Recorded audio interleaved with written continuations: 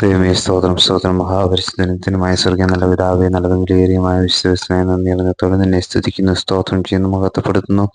അവൻ എന്നെ വിളിച്ചപേക്ഷിക്കും, ഞാൻ അവന് ഉത്തരം അരുളും. കഷ്ടകാലത്ത് ഞാൻ അവനോടുകൂടിയിരിക്കും, ഞാൻ അവനെ വിടുവിച്ച് മഹത്വപ്പെടുത്തും. ദൈവമേ സ്തോത്രം കർത്താവേ, അടിയങ്ങൾ തന്നിരിക്കുന്ന ഈ നല്ല വചനത്തിനായി നന്ദി പറയുന്ന കർത്താവേ. ദൈവമേ സ്തോത്രം കർത്താവേ, അടിയങ്ങളെ കർത്താവേ സ്തോത്രം കഷ്ടകാലത്ത് ഓർക്കുന്ന ഒരു ദൈവം. ഹല്ലേലൂയ. കഷ്ടകാലത്ത് നമ്മെ മറന്നു പോകാത്തൊരു ദൈവത്തെ പ്രഭാതത്തിൽ സ്തുതിക്കാം, മഹത്വപ്പെടുത്താം, സ്തോത്രം ചെയ്യാം.